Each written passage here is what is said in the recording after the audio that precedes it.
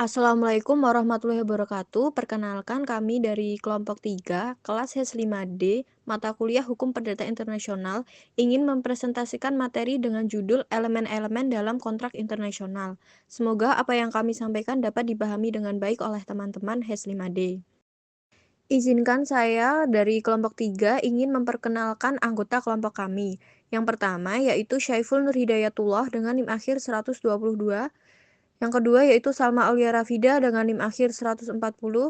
Yang ketiga yaitu Sihabuddin Mustafa dengan NIM akhir 143.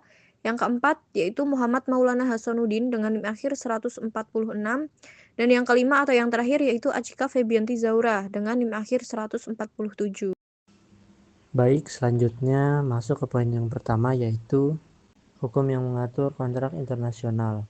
Yang pertama ada hukum nasional para pihak, yaitu setiap negara memiliki hukum kontrak sendiri yang dapat menjadi rujukan, misalnya KUH Perdata Indonesia, KUHD, atau sistem hukum common law di negara-negara lain. Namun perbedaan ini bisa menimbulkan ketidaksesuaian jika para pihak berasal dari negara yang berbeda. Yang kedua ada konvensi internasional, yaitu untuk menyelaraskan perbedaan. Konvensi seperti United Nations Convention on Contract for the International Sale of Goods atau disingkat menjadi CISG ini dibuat untuk mengharmonisasikan aturan perdagangan barang internasional. CISG mengatur aspek penting seperti pembentukan kontrak, hak dan kewajiban pihak yang berkontrak, dan penyelesaian sengketa. Yang ketiga yaitu ada pilihan hukum dan forum. Dalam kontrak internasional biasanya ada klausul yang mengatur Codes of Law, pilihan hukum, dan Codes of Jurisdiction, itu pilihan forum, yang menentukan hukum mana yang berlaku dan di pengadilan mana sengketa diselesaikan, untuk menghindari konflik hukum dan memberikan kepastian hukum. Selanjutnya ada prinsip-prinsip UNIDROIT sebagai kerangka kerja kontrak umum yang dapat diterapkan tanpa terikat sistem hukum tertentu. Prinsip UNIDROIT ini memberikan panduan yang fleksibel dan sesuai praktik bisnis modern, menghindari doktrin-doktrin kaku seperti doktrin pertimbangan dalam common law. Dengan berbagai sumber ini, tujuan utama hukum yang mengatur adalah memberikan kepastian hukum dan perlindungan yang adil bagi para pihak dalam transaksi internasional yang kompleks. Syarat sah kontrak internasional.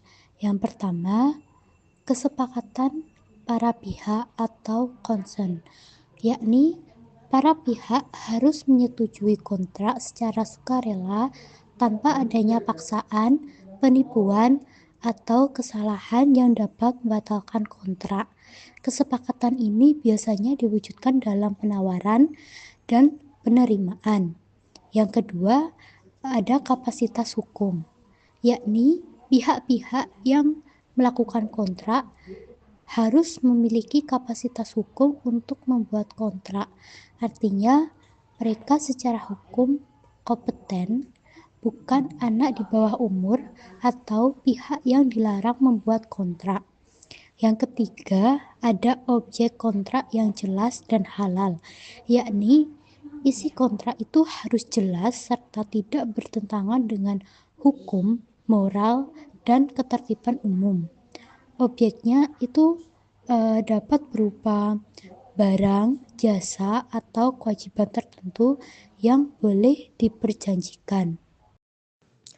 Selanjutnya, saya akan menjelaskan poin 4, yaitu bentuk kontrak. Walaupun kontrak oral bisa sah, kontrak internasional biasanya berbentuk tertulis, yang memuat klausul penting seperti aturan pilihan hukum, penyelesaian sengketa, bahasa kontrak, dan mata uang transaksi. Bentuk tertulis juga memudahkan bukti jika terjadi perselisihan. Selanjutnya poin 5 atau poin terakhir yaitu kepatuhan prinsip-prinsip umum, yaitu termasuk itikat baik, transparansi, dan prinsip kepastian hukum serta keadilan. Syarat ini adalah jaminan bahwa kontrak tidak hanya sah secara formal, tetapi juga dapat ditegakkan di berbagai yurisdiksi hukum internasional. Saya akan menjelaskan tentang pelanggaran kontrak internasional, yaitu ketika salah satu pihak tidak melaksanakan kewajibannya sesuai kontrak, terjadi pelanggaran atau breach of contract. Dalam konteks internasional, pelanggaran kontrak dapat berwujud, yaitu pelaksanaan tidak sesuai, non-performance, tidak melakukan kewajiban sama sekali, misalnya tidak mengirim barang sesuatu waktu atau spesifikasi yang disepakati. Ada lagi pelaksanaan yang terlambat atau delay, melaksanakan kewajiban setelah waktu yang telah ditentukan. Penyimpangan dari isi kontrak yaitu menyampaikan barang yang tidak sesuai kualitas, kuantitas, atau spesifikasi, atau membayar dengan mata uang yang berbeda. Pelanggaran prosedural yaitu tidak mengikuti klausul-klausul prosedural seperti mekanisme arbitrase atau pilihan forum yang telah disetujui. Konsekuensi pelanggaran bervariasi tergantung isi kontrak dan hukum yang berlaku, termasuk klaim ganti rugi yaitu pihak yang dirugikan dapat menuntut kompensasi finansial. Ada lagi yaitu pemutusan kontrak, pihak yang dirugikan dapat membatalkan kontrak. Ada lagi yaitu penyelesaian sengketa, biasanya dilakukan melalui arbitrase internasional atau pengadilan sesuai klausul yang disepakati. Untuk meminimalisir pelanggaran, penting menyusun kontrak dengan klausul-klausul boilerplate seperti choice of law, forum arbitrase, dan force majeure yang jelas dan detail.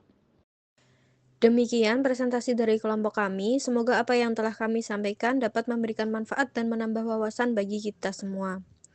Atas perhatian yang telah diberikan, kami ucapkan terima kasih dan apabila terdapat kekurangan maupun kesalahan dalam penyampaian, kami mohon maaf yang sebesar-besarnya. Wassalamualaikum warahmatullahi wabarakatuh.